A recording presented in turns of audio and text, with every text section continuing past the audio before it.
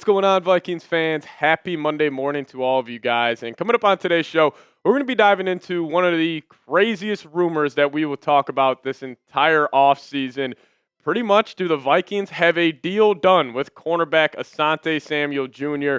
We'll talk about it. It's wild, so put on those detective hats before you start today's show. But also before we start today's show, the end of March is today. So if you guys want to help us win our March sub battle versus Lions talk here at Chat Sports, we're actually only 9 subscribers behind them. So if you guys haven't hit that sub button already, please go down there, help us out. We will give you guys free Vikings content every single day of the week. So hit that subscribe button and help us beat Lions talk and subs gained in the month of March. All right, so the Asante Samuel kind of crazy rumor that pretty much people are suggesting that the Vikings already have a deal done with the free agent cornerback. So the Score North podcast, first off, massive shout out to them. They do great work over there. But apparently they got an anonymous tip saying that Asante Samuel was seen at a nightclub in Florida wearing a Vikings hat. And this guy, he wrote an email in pretty much saying that his neighbor's daughter was at a nightclub. I think it was Club Sway down there in Florida. And she saw somebody wearing a Vikings hat, went up to him, said, "Hey, do you play for the Minnesota Vikings? What's your name?" And that guy, being Asante Samuel, said, "Yeah, my name's Asante, but it won't be official for about 5 weeks." Now, obviously, we know the comp pick side of things. This would make sense if the Vikings are holding off any new free agent signings until after the NFL draft, so it doesn't impact, their comp pick situation. But first off, I find this very hard to believe, but I do also hope this is very true because I'm a big fan of Asante Samuel. But why do I find this hard to believe? And, Score North, they have the whole reckless speculation thing going on. And I think almost people know that if they send an anonymous tip that is like just believable enough that it can kind of just catch fire, and it could get me doing a video about it. It could get other Vikings YouTubers doing a video about it when there could be really no, kind of truth behind this. Now, I will say Asante Samuel did grow up in Fort Lauderdale, so there is some connection there. I'm not saying it's completely not true. I'm not saying it's true. This is just, shout out to Score North guys, the definition of reckless speculation. But let's just play the hypothetical. What if this is true? What if Asante Samuel does have a deal done with the Minnesota Vikings? So 2024 dealt with a lot of injuries, only played in 4 games, but the 23 season he was really special, had 63 tackles, 13 PBUs, a TFL, 2 interceptions, and he was pretty consistent the 2 years before that. But again, this past season, dealing with those injuries and only 4 games played, he was targeted 19 times, only gave up 13 receptions, no touchdowns in those 4 games, did have 2 PBUs, but also did allow a quarterback rating of 90.5. And, his best season in the National Football League, no doubt, came in the 2023 season, in my opinion, where, if you guys remember, we were comparing Byron Murphy to Asante Samuel Jr. here a lot on the channel because they're both similar age, kind of similar physical profiles. And I remember that 2023 season when Byron Murphy Jr. was really struggling. I kept saying to myself, man, I wish we had a guy like Asante Samuel Jr. And first off, I am still shocked that Asante Samuel Jr.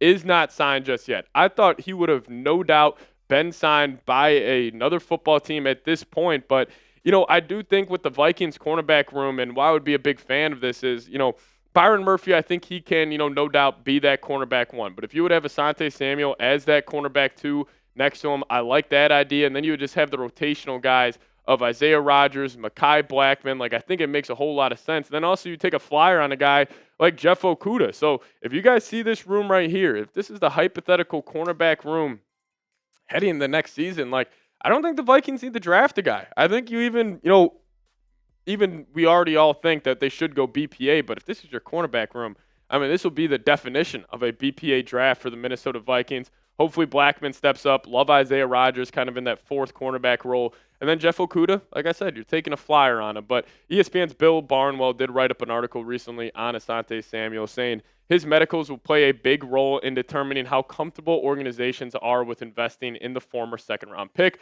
But given his abbreviated 2024 campaign, I would expect him to sign a 1-year deal with the hopes of reestablishing his health and cashing in after a complete season next spring. Now, more on the Vikings already have a handshake deal done with Asante Samuel here real quick.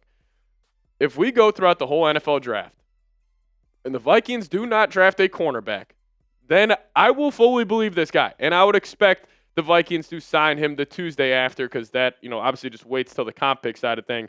So the Vikings would guarantee themselves to keep their third and fourth round comp pick for next season. So listen, I think this was fun to talk about. Do I think this is real? Probably not. But also, if we're watching that draft, and I'll be very curious to see, now, even if they take like a corner in like the 5th round, I still think there's a chance that they sign Asante Samuel. But, if they just go the whole draft without drafting a corner, I mean, I will have the video prepared that we will do here on the channel about, oh, breaking news, the Vikings just signed Asante Samuel. So, listen, this was a fun show. Again, shout out to the Score North guys. They're the ones that got this anonymous tip, which could be true, could be not true. But again, it was just fun to talk about this wild rumor. But I'll ask you guys, do you believe this anonymous tip? Give me a Y for yes. Give me an N for no. What say you? Let me know your thoughts down below in the comment section if you guys believe that Asante Samuel Jr. will be a Minnesota Viking. Now, coming up next, I do want to go and dive into the 2025 NFL Draft and go over 5 draft targets. If this hypothetical is true, where the Vikings won't need the target corner if they sign Asante Samuel, that's coming up here in just a second. But before we do so, I want to tell you guys about a sweet deal we have going on right now at chatsports.com/Vikings jersey, where you guys can land a JJ McCarthy jersey today. Rock those number 9s. It's going to be awesome to see all those 9s in US Bank Stadium on game day. So if you guys want to check it out, got that link for you guys in the comment section and description of today's show. But chatsports.com/Vikings jersey. Get your J.J. McCarthy jersey today. All right, let's dive into it. My top 5 draft targets, as we are just about 3.5 weeks away from the NFL draft. Cannot wait. It's going to be a ton of fun. We'll be live here on the channel as well. But number 1 coming in here, Michigan defensive tackle Kenneth Grant.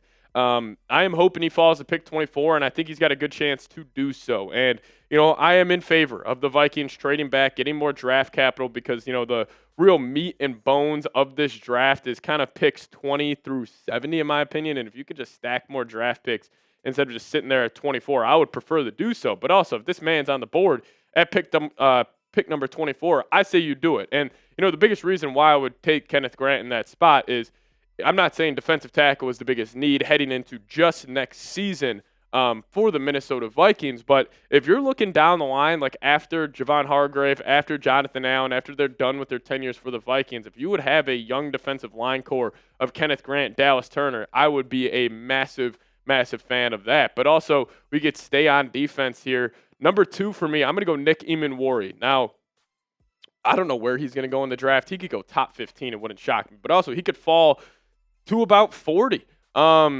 I really don't know where he could go. Now, this is just going to come down to if Brian Flores wants to take a flyer on this guy, because we talked about it. He's a freak athlete, had a perfect 10 RAS score. I mean, he is DK Metcalf playing the safety position. So I would like his versatility. I like his production.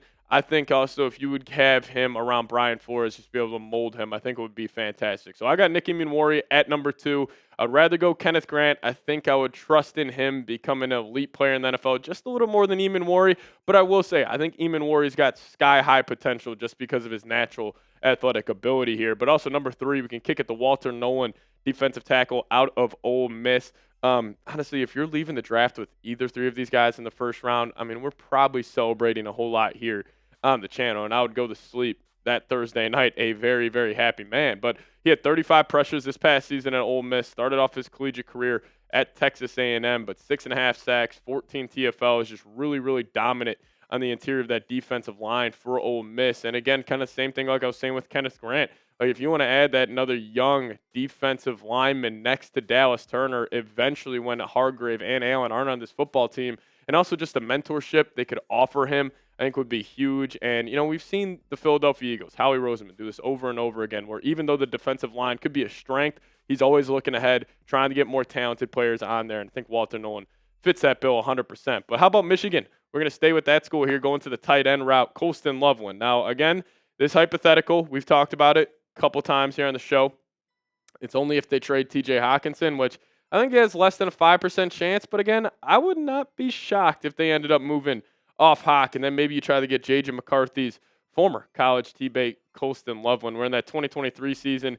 He caught 45 catches from J.J., went for 649 yards, 14.4 yards per catch, had 4 touchdowns as well. And Colston Loveland, man, 6'5". He's got crazy bend. He can run almost every single route you would want a tight end to run. super soft hands as well. I've been on this guy for a couple years, and honestly, I wish the Vikings were in a position where they needed to draft a tight end because I love Loveland, I love Tyler Warren, and I love Elijah Aurora. I think all three of those guys, even the Nebraska tight end, I'm a big Thomas Fedone II. I'm a big fan of a lot of tight ends in this draft class, so maybe it wouldn't be a bad time to trade TJ Hockenson, but we'll have to wait and see what happens. But how about the offensive line here? Gray Zabel, the versatile offensive lineman from North Dakota State, can play tackle, can play guard, can play center. He can truly play all 5 positions, and he was very effective for North Dakota State this past season. I mean, obviously, you got to think about the level of competition he's playing against. Can he go from what he was playing against or at North Dakota State to go playing against NFL level defensive lineman? That's going to be a huge question mark here. But still, his PFF grade's very solid, 90.4 overall. Very good in the pass block, very good in the run block. Only 1 sack allowed in 970 snaps. So I'm a big fan of him. And also, if you just plug and play him at the left guard spot, I think I'm going to get the argument the Vikings got a top 3-ish offensive line in the National Football League. But hey, if you guys made it to the end of today's show, just hit me with the skull down below in the comment section. Appreciate all of you guys for watching. Crazy story today, the Asante Samuel thing. Hopefully it's true. Hopefully we're doing a breaking news video here the day after the NFL draft. We'll obviously have to wait and see. Also, you guys can hit me up on Twitter, at Pat Sieps, the Twitter handle. Give me a follow over there. I'll give you guys a follow right on back. We'll see you guys next time. As always, Skol Vikes.